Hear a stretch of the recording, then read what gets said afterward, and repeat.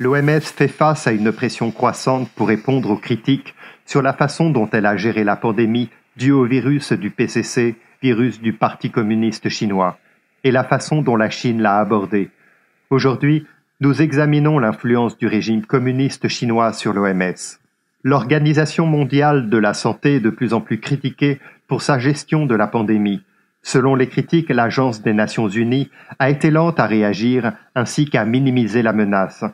Il cite l'exemple de Taïwan qui a alerté l'OMS le 31 décembre sur le risque de transmission d'homme à homme. 2 semaines plus tard, le 14 janvier, l'agence a réitéré l'affirmation de Pékin, disant qu'il n'y avait pas de preuves évidentes. Son directeur général a également été critiqué pour avoir fait l'éloge de la réponse du régime chinois, malgré les preuves d'une dissimulation dont nous avons déjà fait l'état. Le propos suivant a été tenu par le porte-parole de Pékin à l'étranger Wang Chenying, porte-parole du ministère chinois des Affaires étrangères. By taking decisive and strong measures, the Chinese government ensured to the highest possible extent the life, safety, and the health of the Chinese people, and brought precious time for stemming the global spread of the virus. China has always been open, transparent, and responsible in all its efforts. Et voici le propos du directeur général de l'OMS, Tedros Adhanom Ghebreyesus. The speed with which China detected the outbreak, isolated the virus, sequenced the genome, and shared it with WHO and the world are very impressive and beyond words. So is China's commitment to transparency and to supporting other countries.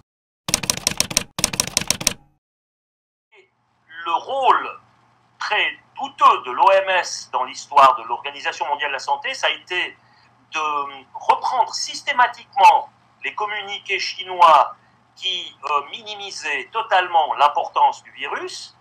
Et donc le secrétaire général, l'Éthiopien là, qui a été nommé à ce poste d'ailleurs sous la pression et le soutien de la Chine, a dû se rendre redevable par rapport à la Chine, donc il reprenait telle quelle, plus ou moins, la communication chinoise. Si bien que lorsque l'Australie et les Américains ont interrompu tout lien par avion avec la Chine, que fait l'OMS? Elle condamne les Américains, elle condamne les Australiens en disant que c'est des nationalistes, que c'est scandaleux, etc., alors que c'était la bonne chose à faire. Donc il fallait tout de suite effectivement fermer les frontières. On a vu que les pays qui ont fait ça ont été le moins touchés par la pandémie. Et il y a un autre pays, une autre Chine, parce qu'il y a 2 Chines. Il y a aussi l'autre Chine, il y a Taïwan. Et Taïwan, eux, ils ont très très vite, suite à l'expérience qu'ils avaient fait avec le SRAS il y a une dizaine d'années, ils ont tout de suite fermé la frontière, ils ont lancé l'alerte, ils ont averti l'OMS, mais vu que la Chine continentale, la Chine communiste, les avait éjectés de leur statut d'observateur dans le cadre de l'OMS, on a fait semblant comme s'ils ne disaient rien, comme s'ils n'existaient pas. On n'a pas écouté ce qu'ils ont dit. Alors que l'avertissement qu'ils ont donné à ce moment-là, les Taïwanais, était tout à fait juste. Et si on avait pris ça au sérieux d'entrée, et si on avait tout de suite bloqué les choses, créé des compartimentages, créé des pare-feux, on aurait pu évidemment éviter pas mal de morts. L'OMS n'a pas toujours soutenu la position du Parti communiste. En 2003, lors de l'épidémie de SRAS, le directeur général de l'époque a publiquement critiqué le régime chinois pour ne pas avoir signalé rapidement les premiers cas. L'agence a émis sa première alerte aux voyageurs depuis plus de 50 ans, en disant aux voyageurs de ne pas se rendre dans la province de Guangdong. Mais ces dernières années, le régime chinois a cherché à accroître son influence dans les organismes internationaux, en particulier au sein des Nations Unies, y compris l'Organisation mondiale de la santé. En 2006, l'ancienne directrice de la santé de Hong Kong, Margaret Chan, est devenue directrice générale de l'OMS et la première chinoise à occuper un poste de haut niveau au sein des Nations Unies. Elle avait auparavant été critiquée par les législateurs de Hong Kong pour ne pas avoir fait pression sur Pékin afin qu'il partage davantage d'informations lors de l'épidémie de SRAS.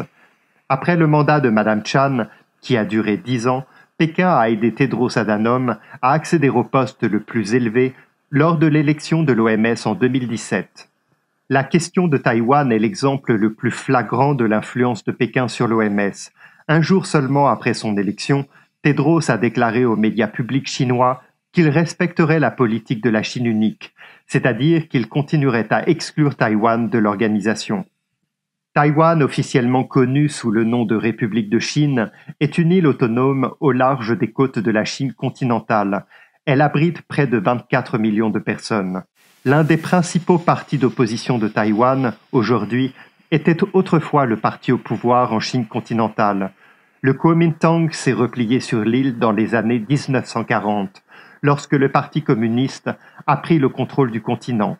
Bien qu'il n'ait jamais dirigé Taïwan, le régime communiste chinois considère l'île comme la sienne et tente de l'empêcher d'adhérer à tout organisme international, sauf à ses propres conditions.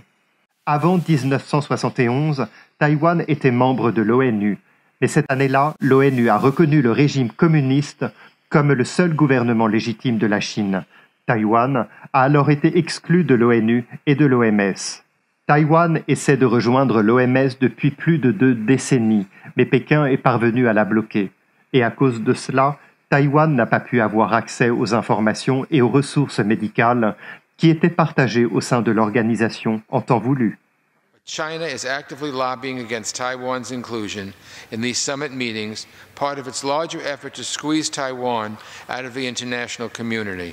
Voici un extrait de l'Assemblée mondiale de la santé de 2006, au cours de laquelle Wu Yi, le vice-premier ministre chinois de l'époque, s'est opposé à la participation de Taïwan.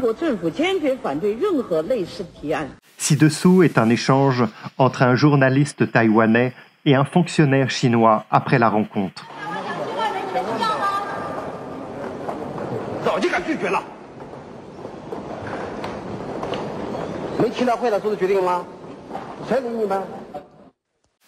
En 2009, Taïwan a obtenu une participation limitée, appelée statut d'observateur, avec le consentement de Pékin, car à l'époque le président taïwanais Ma Ying-jeou était ami avec le régime. Mais après l'arrivée au pouvoir de Tsai Ing-wen en 2016, et avec sa position ferme contre Pékin, le statut d'observateur de Taïwan a été retiré. Ces dernières années, les États-Unis ont tenté d'obtenir pour Taïwan le statut d'observateur, afin qu'elle puisse participer à la réunion annuelle de l'OMS. Taiwan has been totally excluded from participating at the WHO's annual World Health Assembly for 2 years running. Ultimately, Taiwan's expulsion from the WHO illustrates a broader trend. Taiwan is a model democracy that makes the world better, while China is a revisionist, authoritarian power that places the world at risk.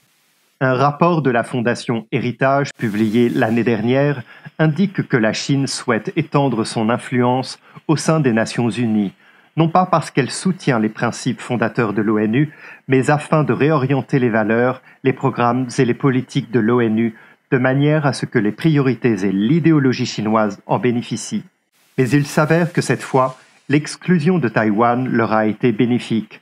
Déjà méfiante à l'égard des informations en provenance de Pékin, l'île a commencé à filtrer les voyageurs en provenance de Wuhan dès le 31 décembre, soit 3 semaines avant que le régime chinois ne dise au public qu'il y avait une transmission d'homme à homme. Dans un récent entretien avec notre média partenaire Epoch Times, William Stanton a félicité Taïwan pour avoir réussi à contenir le virus. Il est un ancien directeur de l'Institut américain à Taïwan, l'équivalent d'un ambassadeur. And yet it's really managed to control the spread of the virus. And I think that reflects well on the medical system they have here.